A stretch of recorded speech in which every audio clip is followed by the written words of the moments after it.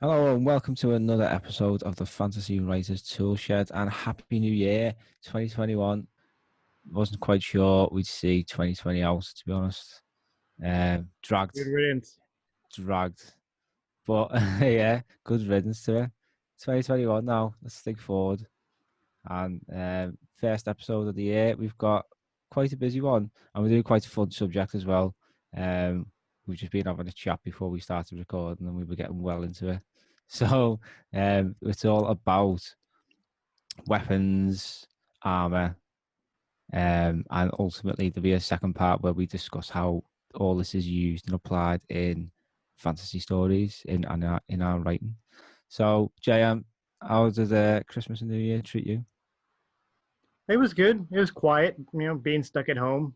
Even here in Korea, everything's mostly shut down. Even though we don't have a lot of open cases, but been working hard on the publishing side of things. So in December, right now we've got about 8 books either out or pending release from Of Metal and Magic Publishing, and this month we've got big news because this month, actually next week, Tuesday, the 19th of January, we have the first original release from our indie press. And this is J.D. Mankowski's novella, A Wealth of Knowledge.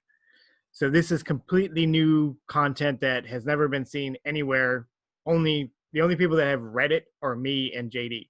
because I edited it for him. It's a really, really clean, well-paced, intriguing novella.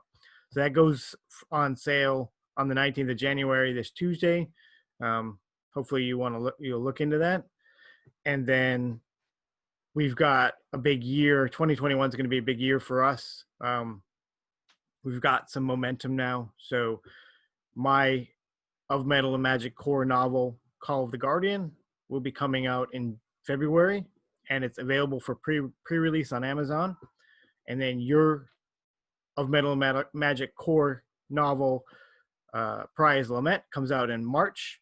And then we've got about 3 more Of Metal and Magic core novels lined up to hit 1 month each after that. We're still working out whose book is going to come when, but there's going to be 1 in April, 1 in May, and 1 in June, amongst other projects that we're working on. So yeah, we've got a lot of momentum. The ball's rolling, and it's very exciting right now. Yeah, it's tiring to think about it all that work, to be honest. Yeah. It's exciting, like you say. So if you want to get involved with any of this, start following us, get some chance to win some freebies. We're currently running a giveaway at the moment to win a very fancy Lord of the Rings box set, along with the Hobbit as well. That's in there. So to enter and join the Of Metal and Magic community, just head over to ofmetalandmagic.wordpress.com and just join the mailing list. That's all you have to do, and you'll be automatically entered into every competition that we do. And we're going to try and do 1 a month, if not 1 every other month. There's actually 2 giveaways going on. So you got your nice Lord of the Rings box set, and also if you sign up for the newsletter, one of the first newsletters you're going to get is going to have a hidden secret in it that will show you how to join a second giveaway for a copy of our Of Metal Magic, one of our Of Metal Magic core anthologies that we had. We have some extra paperbacks for. So 2 giveaways going on right now. Not to mention, we'll be pushing out free books and sales and all sorts of other things through our newsletter. So yeah, like Richie said, go to ofmetalmagicpublishing.wordpress.com, and there are several places where you'll find where you can sign up for our publishing newsletter and get access to these deals and giveaways and insider information and all that good stuff. Nice one. So enough of all that. It's time to get stuck in to some fantasy weapons and armor. Combat. Let's talk combat. So today, what we the topic that we picked out was to look at combat in fantasy, specifically for today, weapons and armor. And I'm approaching this topic more from the perspective of an editor and some of the issues and problems that I've seen with the topic. And Richie is coming at it with just somebody who has just a whole lot of knowledge on medieval warfare, which is relevant because I don't think anybody listening is going to be surprised that a lot of fantasy, maybe most fantasy, takes place in a medieval setting. And a lot of fantasy, if not most fantasy, is very focused on action, fighting, combat, warfare. So looking at these things like weapons and armor and battles is very relevant to a fantasy writer. Even though Yeah, it's fantasy, most fantasy that I've read and that I've seen tends to draw heavily on human history, Earth history, especially weapons and things, right? I yeah, think human ingenuity is such that if there's a way to kill somebody, we've probably invented it already. yeah. Well, I'm sure someone creative will come up with something. Yeah. But yeah, I think there's like a natural relationship between the two. Someone comes up with some murderous weapon, someone else comes up with a way to stop them from being killed. So weapons and armor, it's just that sort of ongoing relationship throughout history. Um, yeah, and it's funny how we're sort of drawn to the medieval period in fantasy. I suppose it comes from like what Tolkien wrote about. Early fantasy, I suppose, adopted the medieval period as its own. Definitely, because the mythological roots and the roots of fantasy being the past and things like that. Yeah, Interestingly, fantasy glorifies and fantasizes the medieval period as this golden age, right? But you don't get any discussion of things like dysentery and yeah, it's terrible. where do they go to the Yeah. bathroom? I'm like an average age of like 30 years old, you know what I mean? Imagine being Yeah, 15 like life years old and expectancy. being 15 years old and being in your midlife. What's wrong with you, little Tommy? I'm having a midlife crisis. Yeah, in middle age when you have puberty. It's just All downhill from here. yeah, it's like if you think about like topical like viruses at the moment, the plague that like absolutely decimated people. They decimated the whole population, and the knock-on effects were incredible because it completely changed the social standing of peasants, because all of a sudden there was a great demand for peasants to work on farms, but there wasn't any. So they could negotiate better prices, and that created that sort of working class. So it's amazing how that affected, like, sort of came out of it in the end. But um, I think the part of the appeal of the medieval setting is related to combat, and it's yeah, related to the technology of the time and the intimacy of the combat, right? Melee yeah, weapons, swords and shields, you're right next to somebody. It's very different than combat by gun or combat by drone, yeah. um, that we It's have more today. heroic. Sci-fi, sci-fi battles are very a different creature than a fantasy fight scene where your character is right next to the person trying to kill them.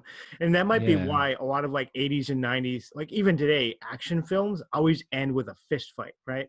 These guys are running it's more around. dramatic. Yeah, Yeah, they're you running can around draw shooting the each action other, out. blowing Yeah, things up, and then they toss their guns and they get into an honorable fist fight. yeah, yeah. And it's amazing how many punches they can take. So, but yeah, it's exactly that. I think it's the glory, isn't it? It's a sword fight or like facing someone in hand-to-hand combat. It's like life or death there, and there's I don't know, there's a sort of glory to it, isn't it? And or a courageousness that like you it's different if you've got a bow or a gun and you can just pick someone off. But it's a sort of battle for your life. It was a wake It's up different, call isn't it? in World War I, right? It was like a wake up call. It was a totally different animal to be in a trench and so your buddy suddenly gets shot and you don't know where it came from. You can't Yeah, see your enemy. Like there's no there was no honor in that. It was it wasn't what people were expecting war to be. It yeah. changed. And I think what I haven't really seen this in fantasy, but I know it's been toned down a lot by publishers because I was also toned down by publishers when I was writing fantasy. Um, but medieval warfare was absolutely brutal. Can you really imagine hacking someone to death with a sword? I mean, I could when it comes to fantasy and thinking about the past and like you hear about battles played out, like oh thousands of people died. They just sort of because it's the past, you just think of them as numbers. Really, you don't really appreciate the individual horrors that people witnessed and went through. It's just like absolutely brutal. You wearing a helmet, you can't see anything around you. Your hearing's stifled. You can't really hear what's going on. That's why, like the Romans, the Greeks, they all used to wear plumes on the helmets because when you're in the midst of a struggle, like a shield war, for example, you're shoulder to shoulder, you can't move, you can't really do anything at all. Um, you just look for the plume of your leader and just follow them. And that's all you do. So it's just absolute. I couldn't. I don't think I could do medieval warfare. I'd have been an archer or something like that. I just sort of hovered in the background, just fired a few arrows. I not getting on the front line. Someone else can do that. But yeah, it's absolutely brutal. But some weapons then that in fantasy that we see, like medieval weapons anyway, there's some common ones. Obviously, the sword. There's always like the enchanted sword. Probably comes from Excalibur. It's like probably the oldest example of an enchanted fantasy sword. Um, but like if you think all through fantasy, there's magical weapons like Lord of the Rings. You had Sting, elf, elf, elven sword glows, doesn't it, when there's orcs around? That's a nice little enchantment there. I think it's actually Sting is actually a dagger. It's just a sword because a hobbit's holding it. Yeah, there we go then, yeah. But yeah, there's all different kinds of things like that. What were your favorite fantasy weapons? Like, there's for me, I'll tell you after you've told me what yours is. But for me, there's like fantasy weapons. It's part of why you love it. You know what I mean? Why you fall in love with it. It's the creativity of the weapon, I think, of what it can do. It's hard to get away from the sword because the sword has been just such an integral part of fantasy and mythology and history. And we'll talk about swords later. Um, the lightsaber because Ah, yeah. I'm obsessed with the idea that Star Wars is Ah, fantasy. it's amazing. It's amazing. The But lightsaber. all lightsaber is a sword. It's the same exact fantasy symbol that you find in other fantasy. It's just spacified. Yeah, Um, trying to think of something really unique. The so Greek mythology, the trident. So yeah. um, tridents, I guess, can be used as weapons, but especially against armor, they don't seem very practical. But you, You'd but look a bit of a joke on the battlefield if you yeah. rocked up with a trident. Everyone's standing there with Um, the axes and the swords. a war trident maybe that's curved for hooking or something could be useful. But I think not only Poseidon Yeah. and his trident, but I think there was in the Greek, in like Homer, like there was at least one or more heroes that used tridents. Oh yeah, Um, I'm sure someone's used tridents in a battle before. but it's like a pitchfork, right? And you're like, Yeah, I suppose A it's lot of, simple, lot of, but lot of medieval weapons are just like what's on the farm. Grab something. yeah, Go. that's So exactly. pitchfork and spear, pikes and hose and whatever else you can, sickles, whatever you can grab. Yeah, definitely like that. That's a great point to make. Especially something when you're thinking about your own stories and like particularly world building in particular. Um, so particular twice there. World building in particular. Um, these weapons were the only the sort of ones available to people. So like flails, that was a good one. So you'd use a flail to, like I think it was cut wheat down, which is basically it's just a stick with a chain and like a heavy, shorter stick attached to it. But you could swing that around. You could kill someone with that, like pretty easy. Sickles, like you said. Um, So what's your for favorite? What's your favorite fantasy weapon? fantasy weapons for me, I always go back to Final Fantasy VII because this is like one of my early sort of obsessions with something fantasy related. I think it was about 9 or 10, and the weapons in that game were absolutely ridiculous. But you didn't care when you were playing it. It was just amazing. So the main character, Cloud, he had this absolutely huge meat cleaver like sword, which he just carried around on his back. Yeah, don't think they really cared about the logistics behind it. It didn't really matter either. So that was cool. But Sephiroth, the main antagonist in that, like he as a bad guy, I don't know what it was because I was so young when I played that game. I just remember how I feel, and he always stuck with me as like an incredible villain and like one of the ultimate villains.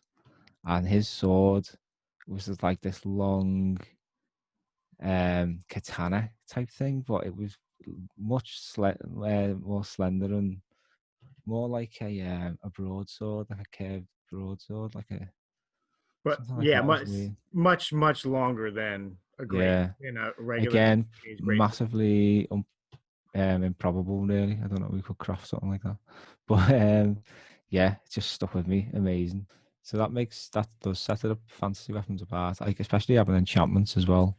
Um, I remember Raymond Feist, a character called Thomas. He had an enchanted set of armor, and he also had an enchanted sword as well.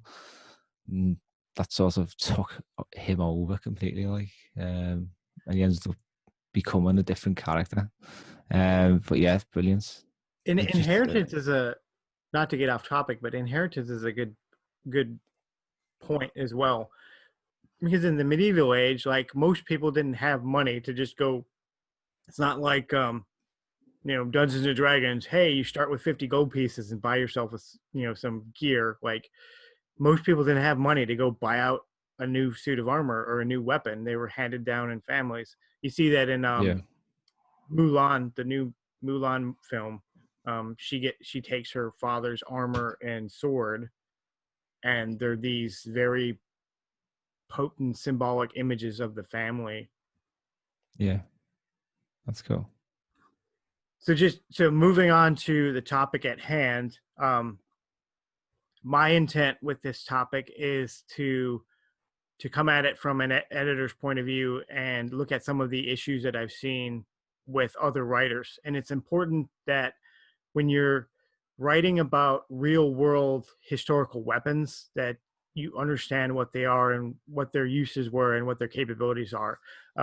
There's a lot of young writers that their experience with fantasy and history comes from, and this isn't meant to be derogatory, but comes from video games, comes from tabletop RPGs like Dungeons and Dragons, comes from bad movies. It's important to do your research.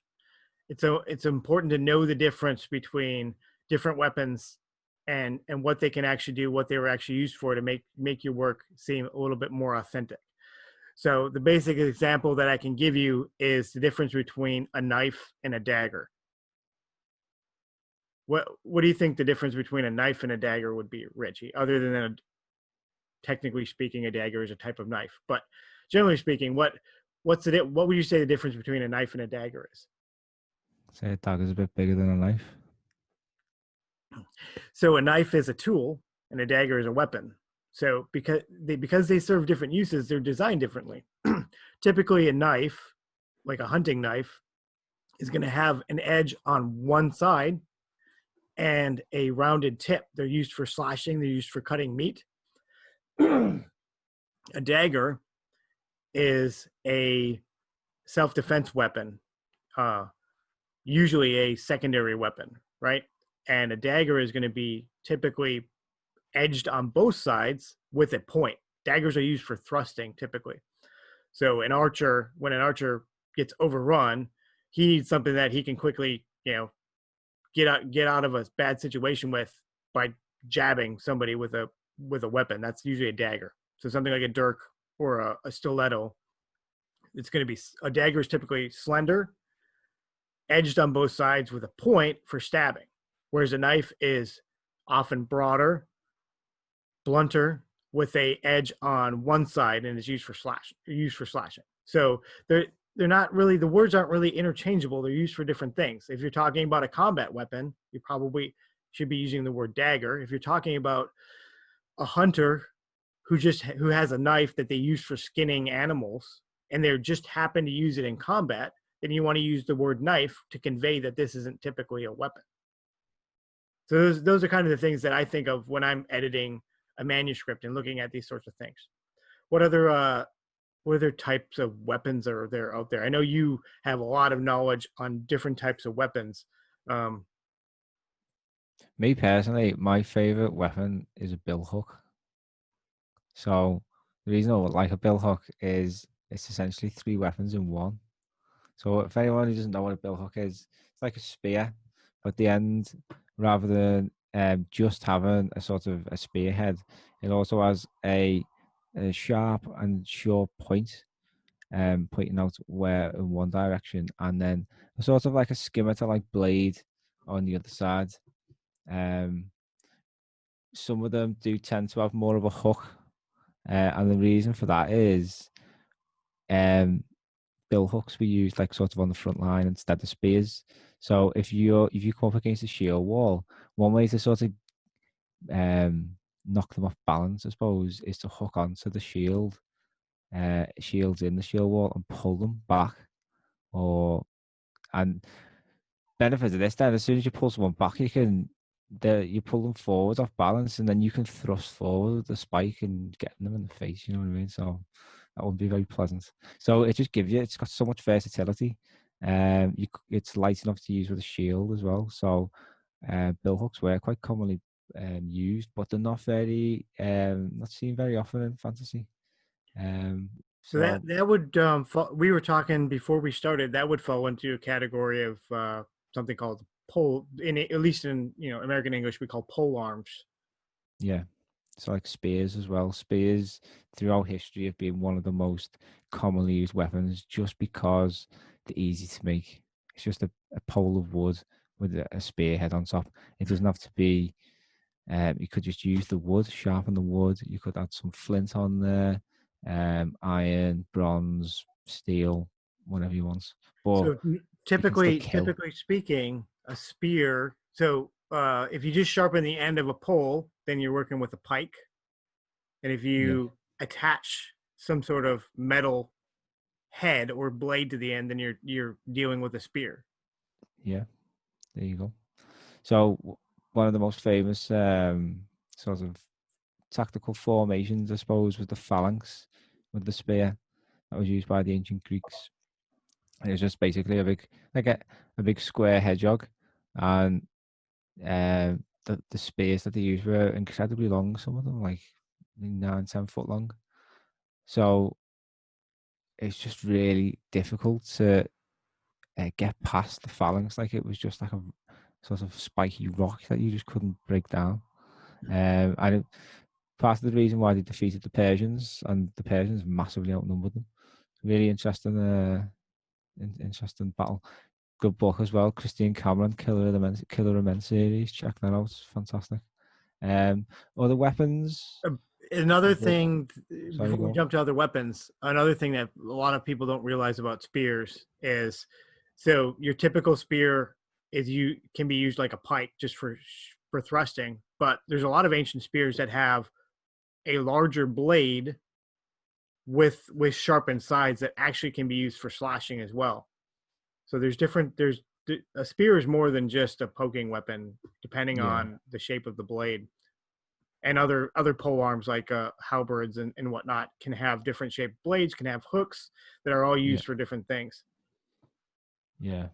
So much versatility, and the more you look into it, the more niche weapons that you'll find. Like there's another polearm called the Aalspieß, which is like a German weapon, translates to eel spear, and it was like half sword. It was like a sword with a spear, spear pole, um, and it just meant that you could do battle from a bit, duel with a swordsman from a bit further away. Don't think it was that common. Don't really hear about it. It was a It's not. fad. It was a fad in the 1300s for a while. um, Another cool weapon that was Warhammer.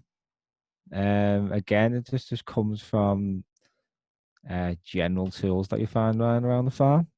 Big hammer for putting stakes into the ground, things like that. Um, so Warhammers, as we see in sort of combat, they were sort of adapted to be a bit more murderous. So many of them had like a spike at the coming at the back of the actual hammer itself. Um, Many of them were one-handed as well, and you could have a shield with that as well, and you could just particularly effective against plated armor because, as we'll discuss in a little while when we come to armor, it's difficult to overcome defenders who are like, heavily armored. If you haven't got the right weapons, so if you use a sword, for example, against plated armor, there's a good chance that the sword's going to get stuck in the armor, and then they've got a free shot at you. Nothing you can do. So one way to overcome that was just to bludgeon. So there's a whole sort of like maces as well, which we'll come to in a second. These are all bludgeoning and crushing weapons designed to sort of just hammer their way through heavy armor.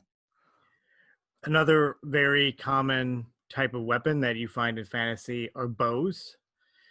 And Oh yeah, this is one that I find authors tend to get the technical details wrong with, right? So like a crossbow.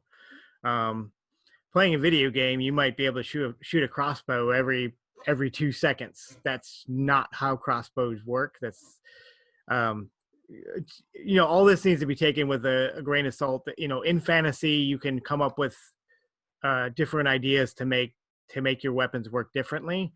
But if you're going to go some way different than how weapons typically historically have worked, you need to describe it well, right? So a yeah, crossbow typically um, was a big bulky thing. You fire your bolt, and then in order to charge it, you have to put it on the ground, stand on it, and pull with both arms. In order to get a lot of big heavy crossbows could penetrate armor, even plate armor. But the reason why they do that is because the draw was so strong, and because it was so strong, you have to pull with two arms in order to lock a crossbow. You put it down on the ground, you stand on it, and you pull with two arms to charge it, or you use some sort of a large cranking device that was not part of the crossbow. It was something you picked up, you cranked your crossbow, you loaded it. It took a long time to load a crossbow. Someone yeah, with a crossbow is not going to, they get their shot off, and you're 100 yards away. They're not going to get another shot off before you can charge them. The alternative, of course, is a regular bow, which is just a shaft with a string. But a straight bow is not anywhere near as strong as a crossbow. You're not going to penetrate armor with a straight bow unless it's really, really huge. Um, so like, longbows, cause and like it depends on the range. well, with the thing about longbows, right? So English longbows are 6 feet long or more. They're as tall as the person wielding them. Yeah, So that's where all the power comes from. Is it's just really, really, really big. you're not going to run through the forest shooting with a longbow. It's just not going to happen. And then a short straight bow is not going to have the power that a longbow is going to get.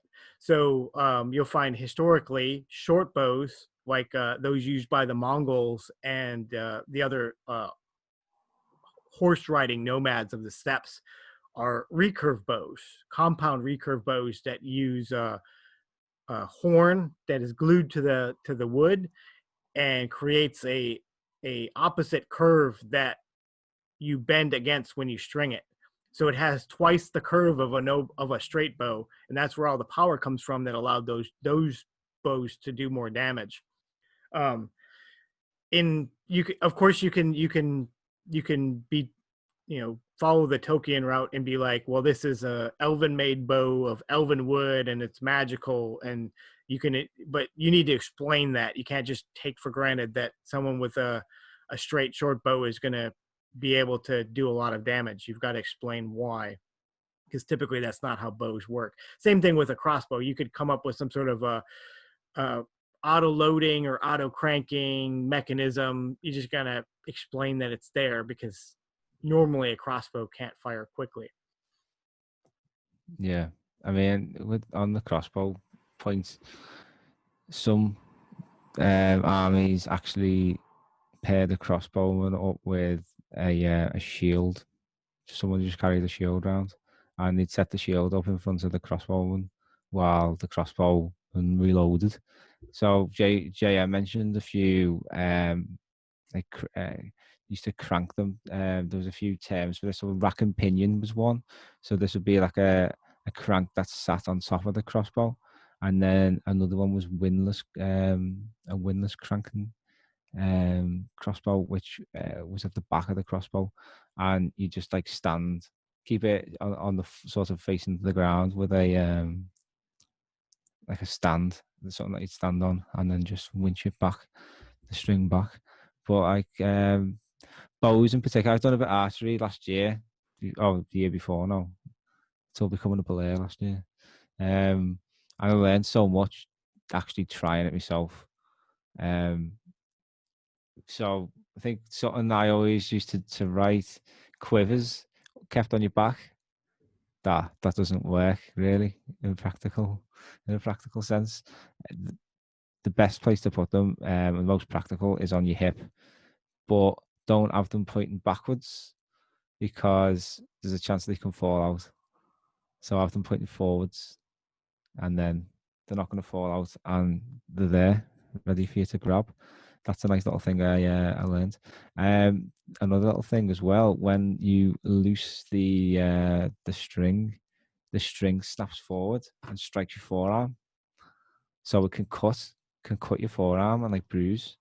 So you have to wear a van brace to stop that from happening, like a leather van brace, just to catch that.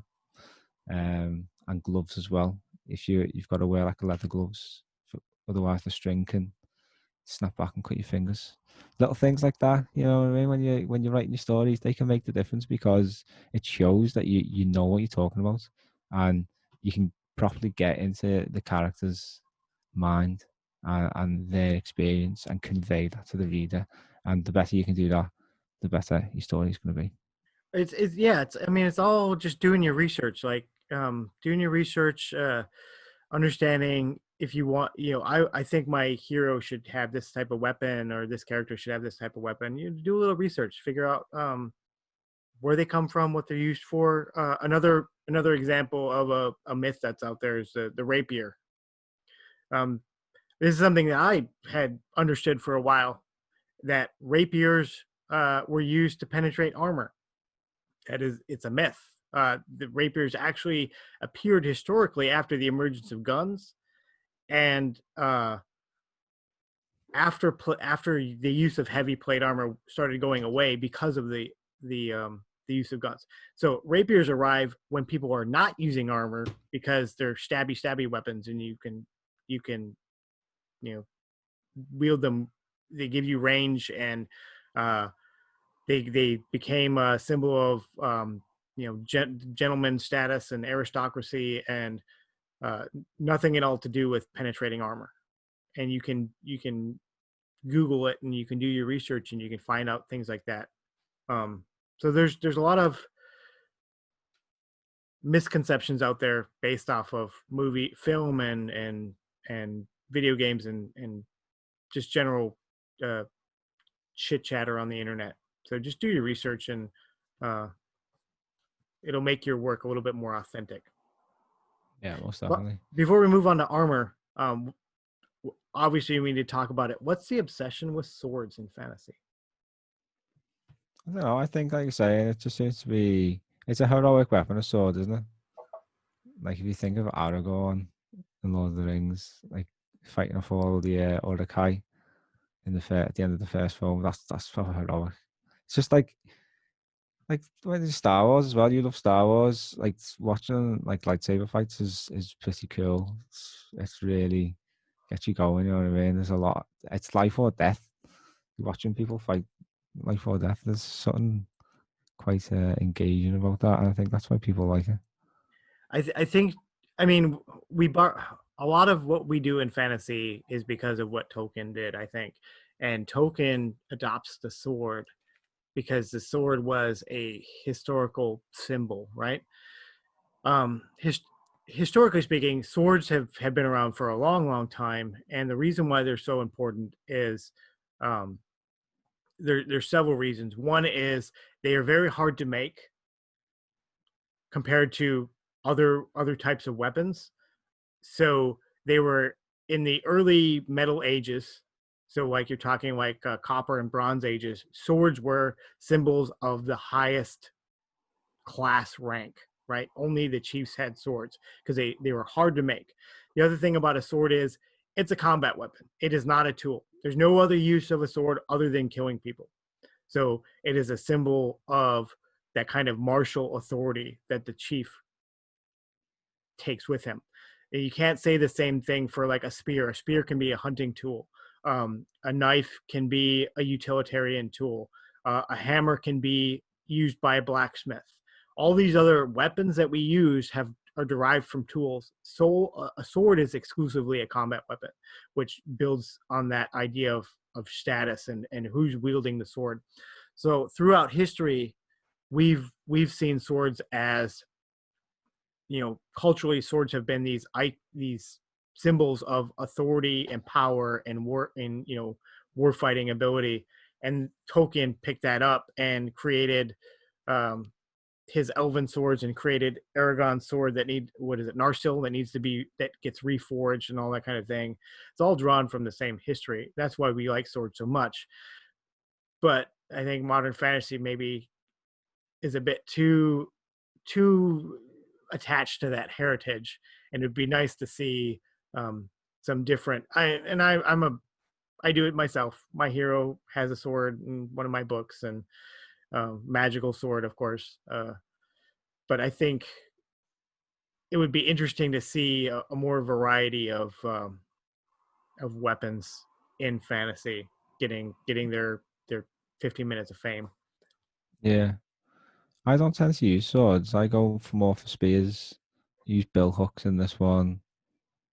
Swords do crop up because they're common, aren't they? Axes as well. Axes, you probably use axes more in this one. I do quite like Vikings, so that's why. Um, Bit of a Viking background in the family, maybe. So yeah, do quite like axes. But yeah, it's just whatever you prefer, isn't it? Whatever works for you. Make up your own weapon. It doesn't really matter as long as it works. The key point in going over these things, discussing history, is so that you understand how they work in practice, and then you can sort of twist that any way you want. Add the magical elements, and I mean it's fantasy at the end of at the end of the day.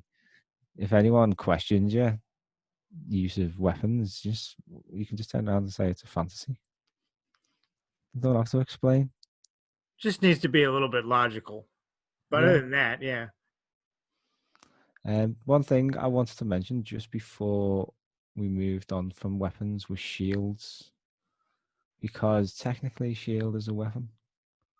You could kill someone with a shield. Yeah, I'd say it's kind of middle ground. I would say it's both. Yeah. So it's a good one to bridge the gap between weapons and armor. But shields, like if you think about the role they play, like unbelievable.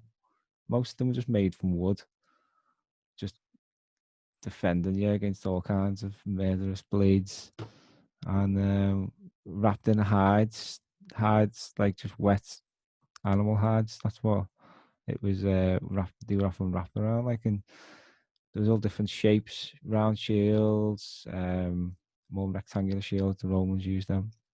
But what do you think, Jam? Shields in fantasy?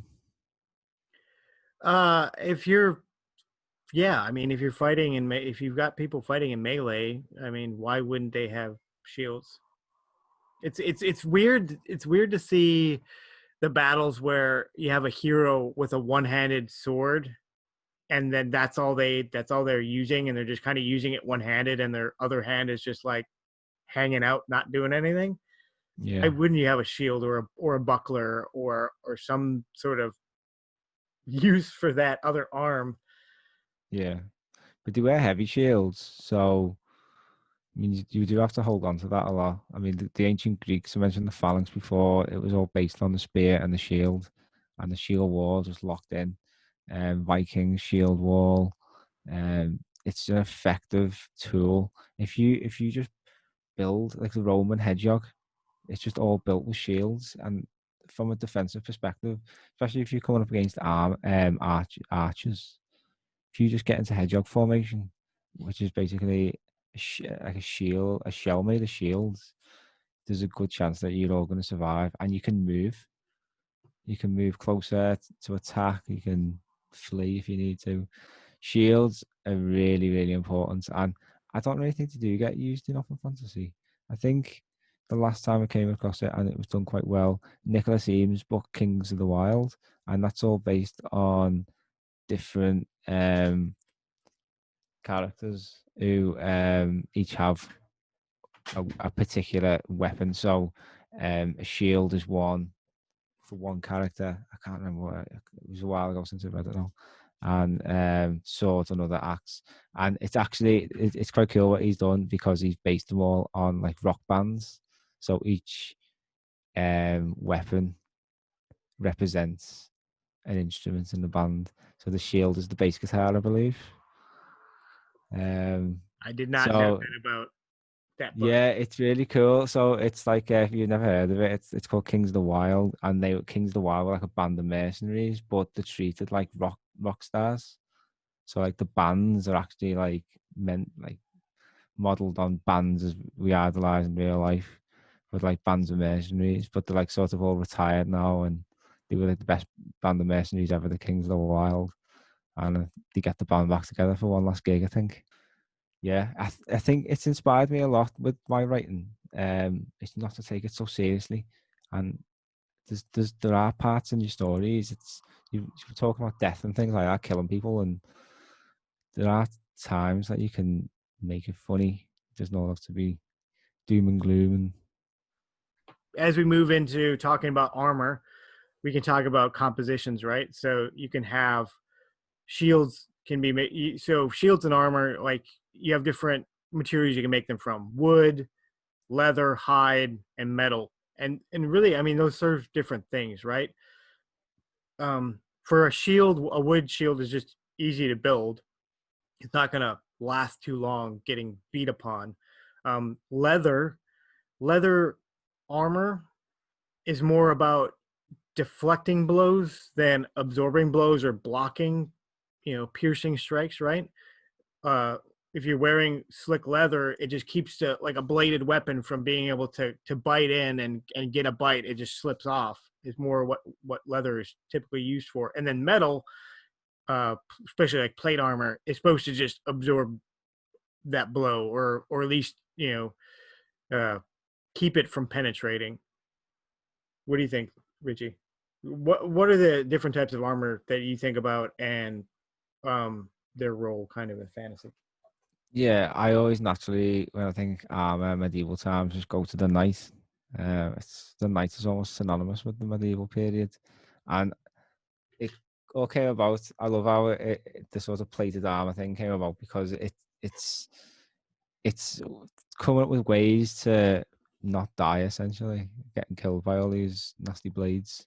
It's, So how are we going to it's stop an them? arms race, right? Essentially. An arms race, yeah, Yeah. between weapons and armor essentially. Yeah. And obviously we see early forms of sort of clothes that you'd wear in battle.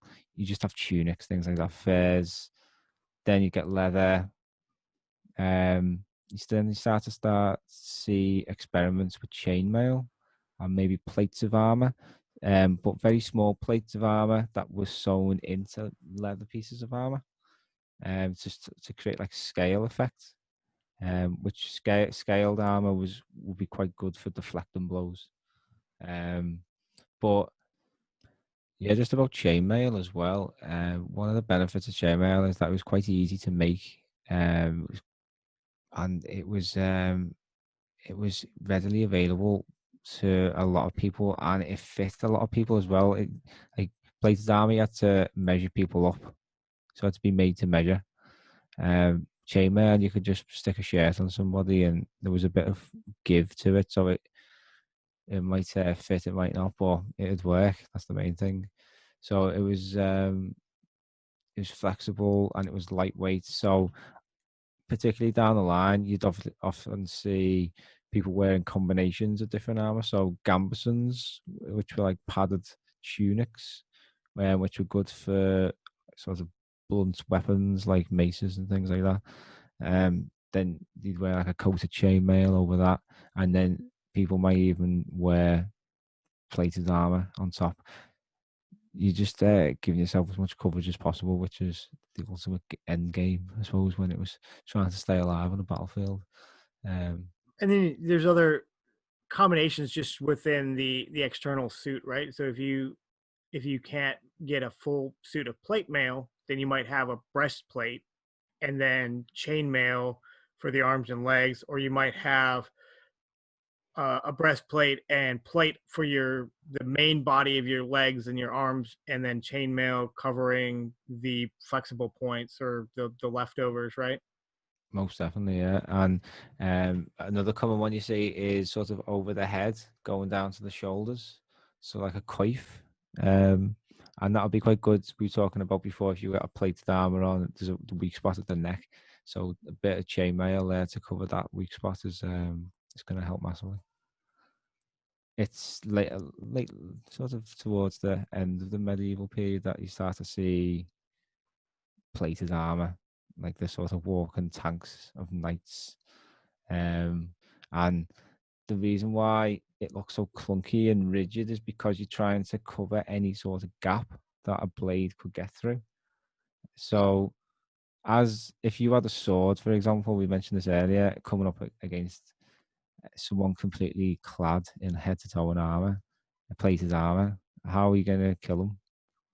So you can't really. If you swipe at them and hit them in the chest with your blade, there's a good chance your sword's going to get stuck. Then they've got a free go at you.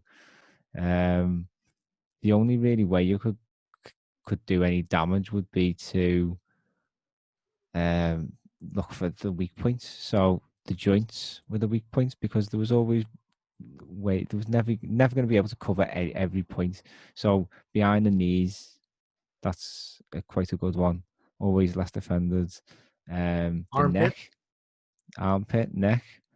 Next a good one, because you can deal a killing blow there as well. Some modifications of armor even had like raised pieces around the neck to sort of defend from that sort of weak point.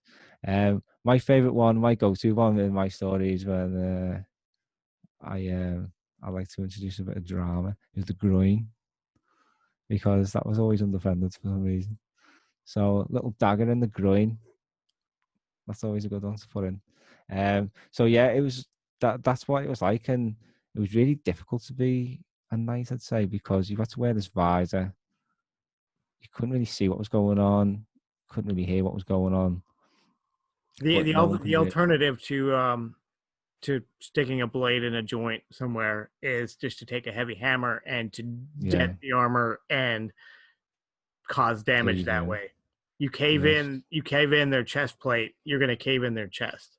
yeah, just hemorrhaging, causing internal hemorrhaging, or I mean, crushed the helmet, like you crushing skull before you know it.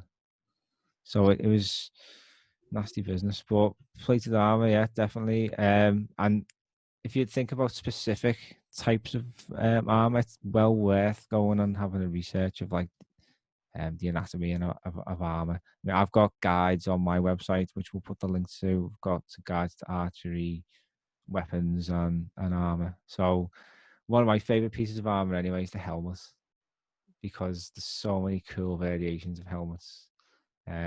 Decorative, some quite intimidating, um, some just look amazing. And I always loved helmets when we were playing like the Elder Scrolls games, Skyrim, things like that.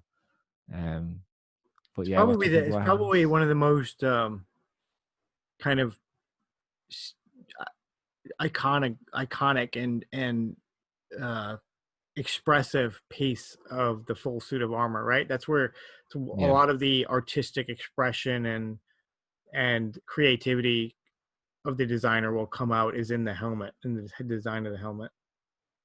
yeah, definitely. I think when you're writing and designing these things, you've always got to think about the practicality of using them. So is it going to be, if you're having a tiny visor, how uh, whoever's going to be in that helmet's going to see?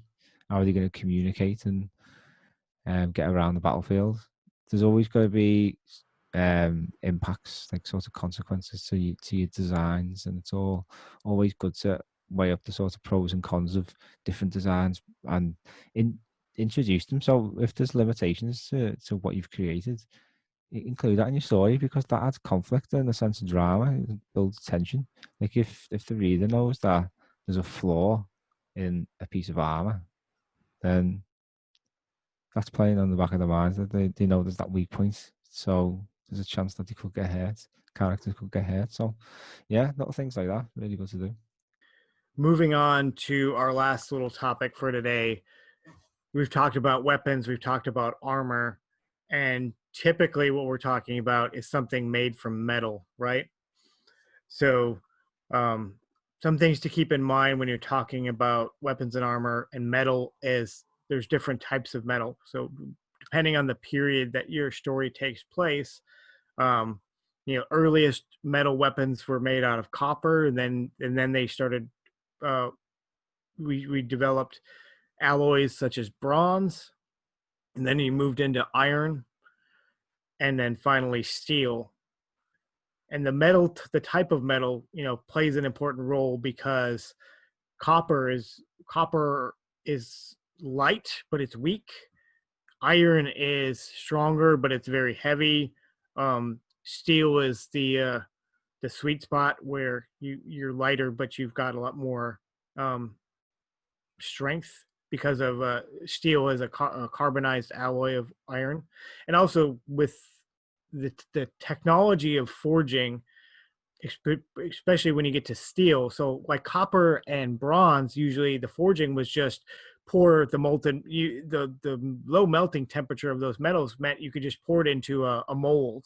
So a lot of like um, bronze spearheads were just molded. They weren't actually the idea that the image we have of the blacksmith and in the forge and the hammer and all that work that goes into hammering a piece of metal, that didn't happen with the lighter metals because they had such a low melting point. You just pour it into a mold and you're done.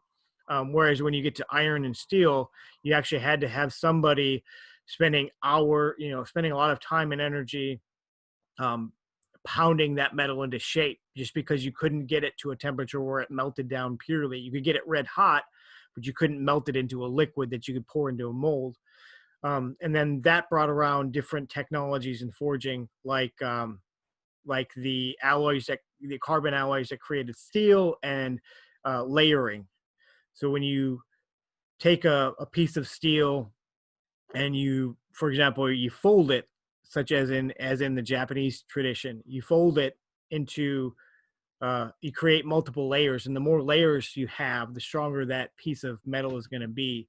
Or you mix in different types of metals together, and you get what sometimes called the Damascus.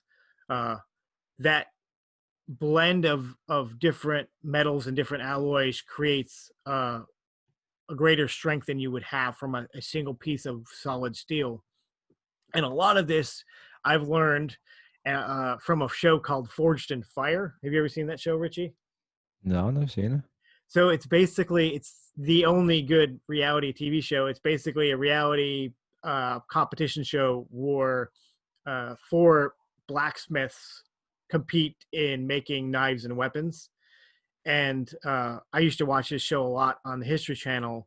I haven't been able to watch it; hasn't come on recently, but in the early, like the first couple seasons, it was brand new, and it was all amateur hour, and they were just going through the basics of forging and the processes and the types of metals and all these different things that come out. It's very, very informative.